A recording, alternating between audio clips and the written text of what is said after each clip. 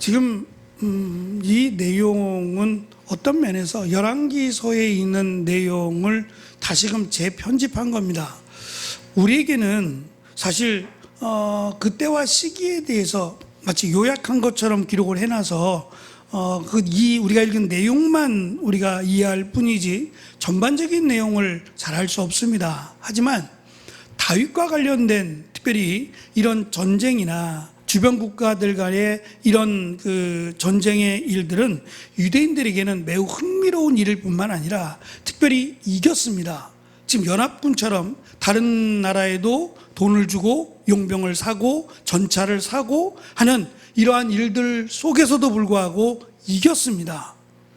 그렇다면 지금 이 말씀을 듣고 있는 이스라엘 백성들은 이것을 그냥 단순한 이야기로 듣고 있는 것이 아니라 이렇게 전쟁에 이기게 하신, 다윗도 대단하지만 그 전쟁을 이기게 하신 하나님을 생각했어야만 합니다. 그래서 비록 지금 자기들의 모습이 초라하고 포로로 끌려갔다가 돌아와서 힘도 없고 군대도 없고 너무도 연약해서 주변 국가들을 바라보면 벌벌 떨 수밖에 없는 상황이에요. 그럼에도 불구하고 하나님이 다윗을 통해서 이기게 하셨다라고 하는 이 사실은 변함이 없어요. 그렇다면 지금 어쩌면 굉장히 초라하고 적들이 우리를 쳐들어오지 않을까라고 하는 두려움에 떨고 있는 이들에게 이 말씀은 정말 하나님이 함께 하시면 이긴다라고 하는 위로를 주는데 목적이 있다라고 보아야 됩니다. 특별히 20장 우리가 1절부터 3절을 읽었는데 지금 다윗이 전쟁에 나가서 이긴 사건, 그리고 1절에 보면 다윗은 예루살렘 성에 머물러 있었습니다 라고 해서 끝나요. 이게 지금 동일한 전쟁은 아닙니다만 이어지는 내용은 암몬 땅을 멸망시키고 라고 연결은 되는데 다윗이 전장에 나가지 않고 예루살렘에 있어요.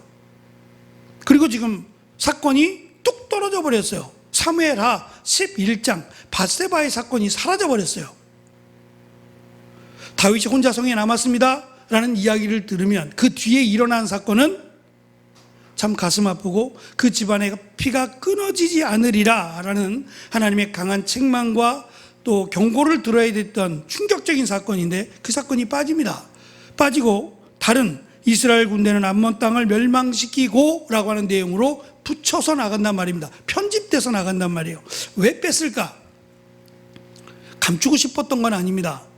여기에 그것을 넣을 이유가 없었던 거예요. 지금 이 역대기의 내용 자체가 다윗의 어떤 문제점 또 사울의 문제점 이것들을 공공연하게 폭로를 해서 정신 차리자라고 하는데 목적이 있지 않아요. 이미 피폐해질 대로 피폐해져 있고 또 낙심 가운데 절망 가운데 있던 이스라엘 백성들에게 희망을 주고 오직 하나님만을 붙잡으라 라고 하는데 목적을 두고 역대기를 기록했다면 뺄만하단 말입니다.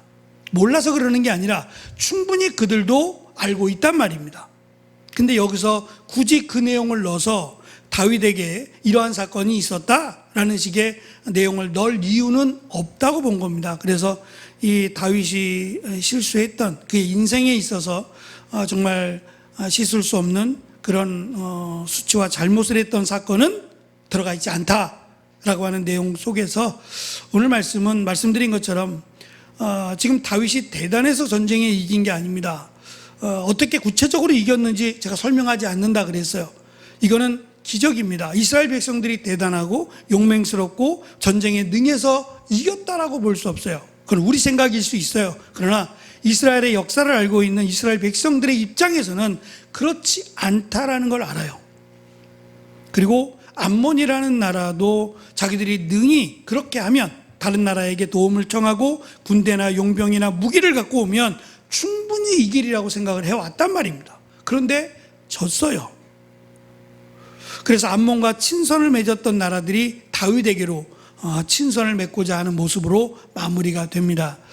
이 말씀 속에서 위로가 되는 것은 전쟁은 여호와께 속했다라고 하는 내용을 다시금 기억하라는 것이고, 두 번째는 지금 다윗이 자기에게 행했던 나하스가 암몬 왕 나하스가 자기에게 행했던 일들에 대해서 고마움을 표하고 그가 죽자 사신들을 보내게 됩니다.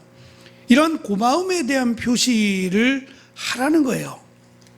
모른 척하지 말고, 무시하지 말고 고마움에 대한 표시를 하라는 것이고, 그 고마움에 대한 호의를 거절한 것에 대해서 하나님은 또 다른 심판을 하실 것이다 라고 하는 내용을 주므로, 지금 사실 이스라엘 백성들, 남아서 돌아온 이스라엘 백성들의 입장에서는 누구를 챙기고 누구를 도와줄 형편이 안 돼요.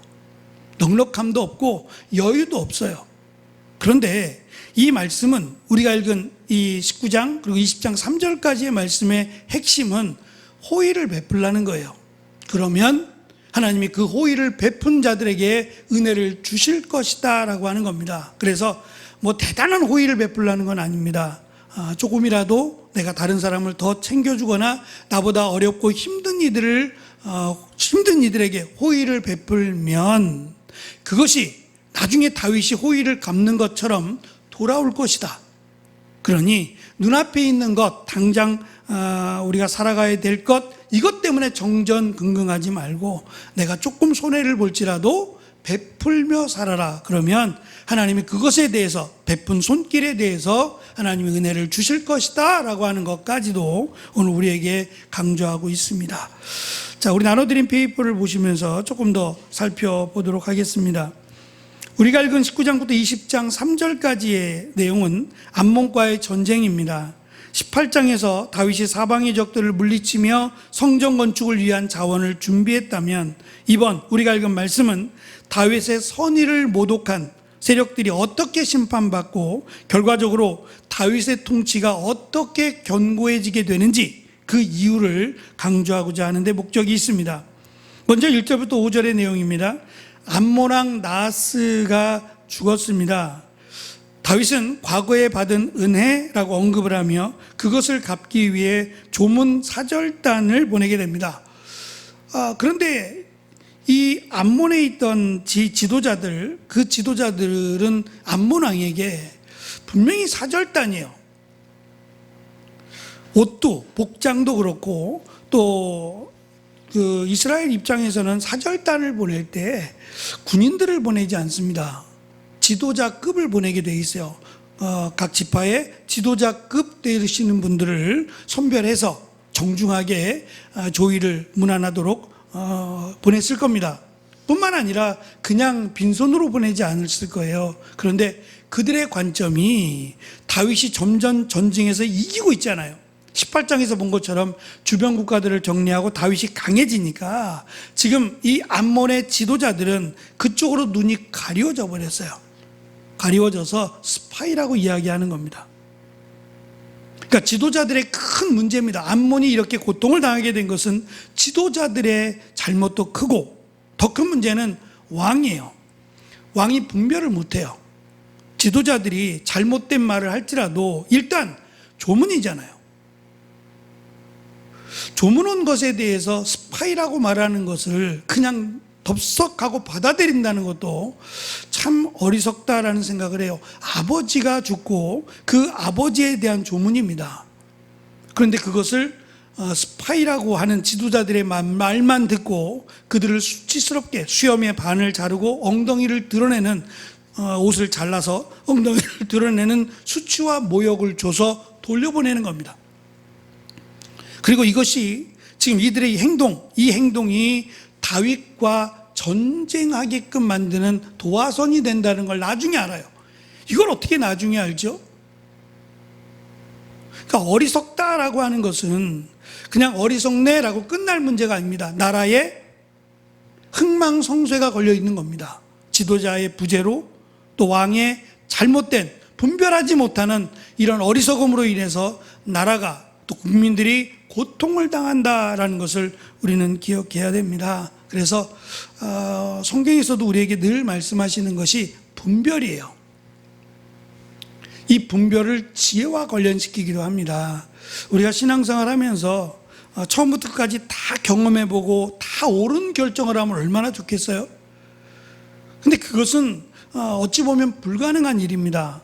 20대, 30대, 40대, 50대 각각 겪어야 될 일들이 있어요.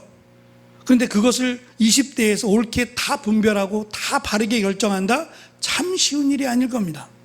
나이를 불문하고 쉬운 일이 아닐 거예요. 경험이라는 건 무시할 수 없으니까요. 중요한 것은 그럴지라도 신중해야 된다는 겁니다. 무언가를 결정할 때는 좀 더 신중하게 잘 분별해서 옳고 그름을 가릴 수 있어야 된다라는 것을 초대교회 사도 바울을 통해서도 교회들에게도 강조하고 있어요. 눈에 보여서 좋은 것만이 좋은 것은 아닐 수 있어요. 그래서 이 말씀 속에서 지금 암몬의 가장 큰 문제가 지도자들의 부재예요. 믿고 맡길 만한, 그리고 옳게 분별할 수 있는 지도자들이 없었다라는 것이 암몬의 패망의 이유였다라는 것을 우리에게도 가르쳐 줍니다. 다윗은 모욕당한 신하들에게 수염이 자랄 때까지 여리고에 머물라 라고 말합니다. 수염이 반 정도 잘렸어요. 그러면 그 반 정도까지 걸리는 기간이 있을 거예요. 옷이야 뭐 갈아입으면 되니까 잘라진 옷은 버리고 옷이야 갈아입으면 되는데, 이 가위로 잘라버린, 칼이나 가위로 잘라버린 수염은 자연스럽지가 않잖아요. 그것이 자연스러워질 때까지 의도적으로 다윗은 돌아오지 말고 여리고에서 거기서 시간을 보내며 기다리라고 배려를 해줍니다. 그리고 나서 이제 이어지는 내용들이 전쟁으로 확산되는 내용입니다. 암몬은 자신들이 다윗의 분노를 샀음을 깨닫고 막대한 돈을 들여 아람의 전차병과 또 기마병들을 고용합니다. 요압이 이끄는 이스라엘 군대가 앞에는 아람, 뒤에는 암몬 군대가 진을 치는 협공의 위기를 직면합니다. 요압 그리고 그의 동생 아비새가 서로 돕기를 언약하는 내용들이 나옵니다. 그런데 그냥 이 부분 속에서 하나님이 우리를 도우실 것이다 라고 하는 말은 등장합니다. 그런데 그 어디에도 하나님이 이들에게 전쟁을 행하라는 내용은 물론 없어요. 하지만 앞에서부터 이어진 내용들을 보면 그냥 전쟁은 하지 않았을 것이다. 분명히 하나님의 허락이 있었을 것이다. 그리고 하나님의 허락하셔서 전쟁에 이겼을 것이다 라고 하는 추측은 가능합니다. 물론 아비새나 요압이 그만한 믿음이 있느냐라고 묻는다면 열왕기서를 통해 살펴볼 때 그렇지 않아요. 요압이나 아비새는 그만한 믿음이 없어요.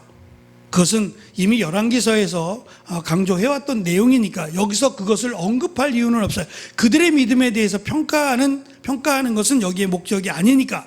다만 하나님이 전쟁을 이기게 하셨다, 불가능한 전쟁을 이기게 하셨다는데 목적이 있습니다. 그래서 기적적인 승리인데 이스라엘 군대가 전진하자 고용된 아람 군대는 도망치고 이를 본 암몬 군대도 역시 도망치게 됩니다. 전쟁 같지 않죠? 이스라엘 백성들이 전진하자 도망갔다? 이게 무슨 전쟁이에요? 아람의 완전한 굴복과 승리의 종결이 20장 3절까지로 이어집니다. 아람은 전열을 가다듬어서 다시 대규모의 반격을 시도합니다. 만족이 안 되는 거예요. 이해가 안 되는 겁니다. 자기들이 졌다, 이스라엘이 이겼다는 것을 이해할 수 없어요. 받아들일 수 없어요. 그 전쟁이 그랬단 말입니다. 만약에 순수하게 정말 전쟁만으로 졌다면 두 번째 시도하지 않을 거예요. 근데 이건 말도 안 돼요. 이스라엘 백성들이 이기고 우리가 진 것 자체가 아무리 생각해도 이해할 수 없어요. 그래서 또다시 준비합니다. 하지만 이번에도 아람의 전차병 7,000명, 보병 4만 명을 죽이고 사령관 소박까지도 죽게 됩니다. 이 일로 결국 다윗과 평화조약을 맺고 그의 종이 됩니다. 그래서 다윗은 더 주변 국가들을 자신이 스스로 나서서 전쟁을 치른 것이 아님에도 불구하고 스스로 전쟁이 일어나고 그 전쟁을 승리하게 되므로 그 주변 국가를 다 다스리게 됩니다. 지금 다윗에 대한 이야기를 계속해 나가면서 다윗이 왜 성전을 건축하지 못했느냐라고 하는 것에 대한 힌트를 자꾸 주려고 해요. 그것은 다윗이 전쟁의 사람으로 계속 어쨌든 전쟁을 치르게 돼요. 주변 국가들을 정리하고 또 성전을 세우기 위한 그런 것들을 준비하게 되는 과정 속에서 다윗은 계속 전쟁할 수밖에 없는 상황들이 이어집니다.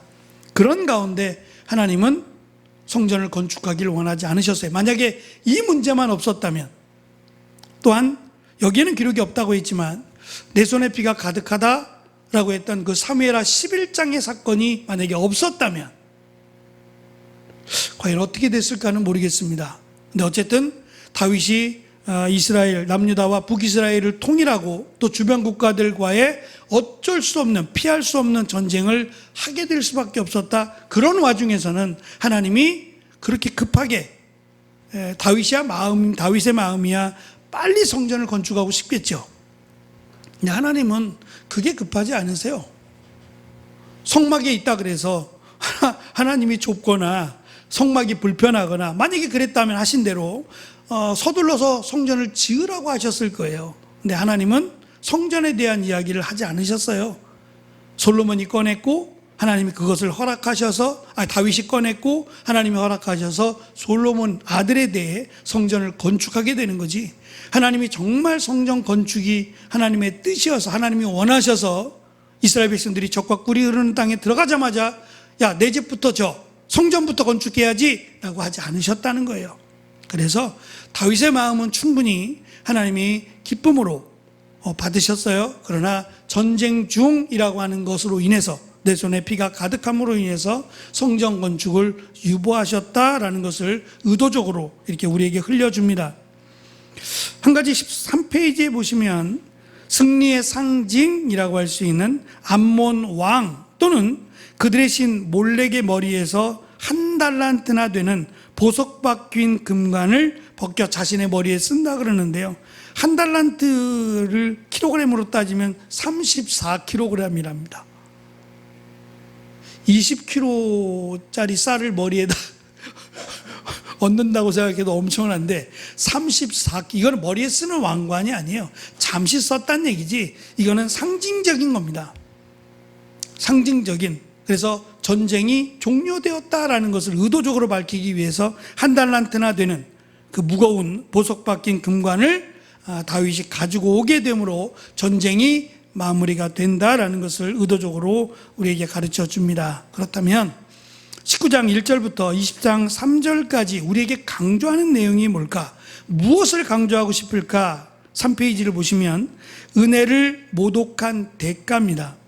다윗의 호의를 악의로 갚은 암몬은 몰락하게 되고 또 하나님께서 그를 쳐서 멸망케 하신다라고 하는 것을 드러낸다는 겁니다. 두 번째, 전쟁의 목적이, 다윗은 전쟁의 사람으로 묘사되지만 이 전쟁을 통해 이스라엘은 장차 성전이 세워질 수 있는 평화로운 토대를 마련하게 됩니다. 하나님의 나라는 대적의 위협이 사라진 안전 또는 평화라고 하는 곳에서 세워집니다. 세 번째, 말씀드린 생략된 내용이에요. 사무엘하 11장에 기록된 다윗과 밧세바의 사건, 그 사건이 그냥 쓱 하고 내용 전체가 다 사라져버립니다. 다윗의 개인적인 흠결을 감추려는 데 목적이 있지 않고 다윗의 연약함에도 불구하고 자기 백성을 위해 승리를 주시는 하나님의 주권적 은혜와 다윗 왕조를 향한 약속의 신실함이 목적이에요. 그래서 하나님이 다윗을 통해서 어떻게 이기게 하시는지, 믿음의 사람, 하나님 마음에 합한 사람, 그 사람이 필요하다라는 것과, 또한 지금 다윗이 호의를 베푼 것, 이게 문제가 돼서 전쟁이 일어나긴 합니다만 다윗은 호의를 베풀었다라고 하는 점이 잘한 거예요.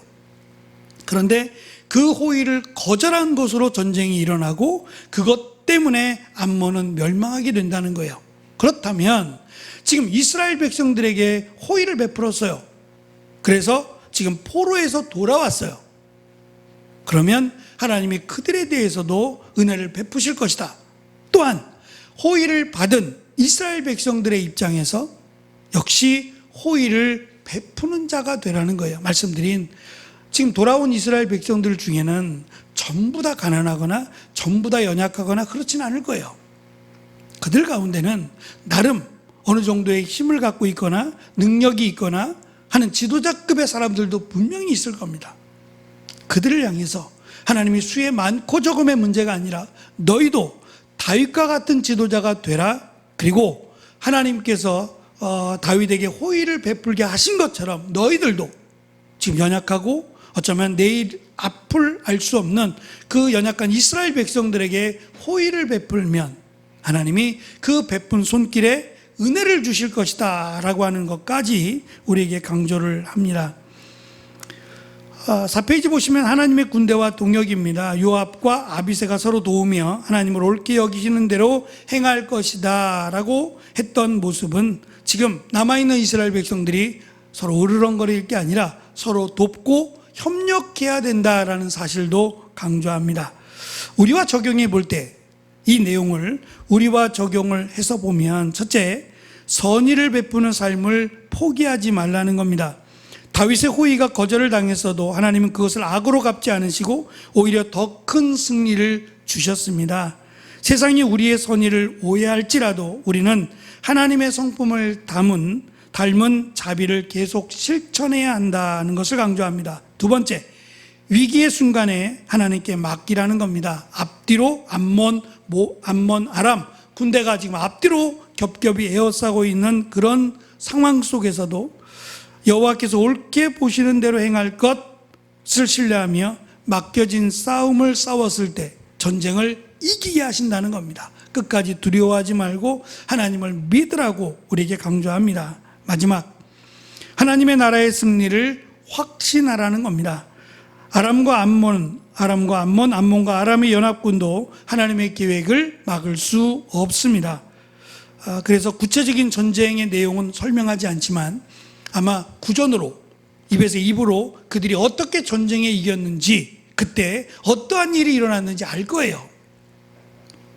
이겼다라고 하는 전쟁에 대한 그런 내용은 그냥 덮어두지 않을 거 아닙니까? 얼마나 좋아요, 얼마나 기쁘겠어요. 마찬가지로 지금 이스라엘 백성들이 한없이 부족하고 아무도 그들을 도울 주변 국가도 없어요. 그럴지라도 하나님이 도우시면, 하나님이 함께 하시면 능히 이스라엘이 이길 자가 없다라는 것은 이미 이스라엘 백성들이 적과 꿀이 흐르는 땅에 도착했을 때 경험했던 겁니다. 여리고성을 함락하거나 주변에 있는 나라들을 함락할 때 어떻게 이겼습니까? 무기도 없고 아무런 전쟁도 해본 적이 없는 이스라엘입니다. 그런데 하나님이 다 하게 하셨어요. 마찬가지로 지금 이스라엘 백성들의 초라한 모습을 보지 말고 하나님을 의지하라는 겁니다. 그리고 이 말씀을 받는 우리도 하나님, 살아계신 하나님, 우리와 함께 하신다, 우리의 아버지가 되신다 하신 그 하나님을 믿음으로 확신을 가지고 기쁨으로 나아가라고 우리에게 권면하고 있습니다. 이들과 함께 하신 하나님, 다윗과 함께 하신 그 하나님이 지금 우리의 예배를 받으시고 우리의 기도를 들으시는 동일하신 하나님이심을 우리는 믿습니다. 그 하나님 앞에 기쁨으로 또 믿음으로 나아가는 은혜가 있기를 간절히 축원합니다. 기도하겠습니다.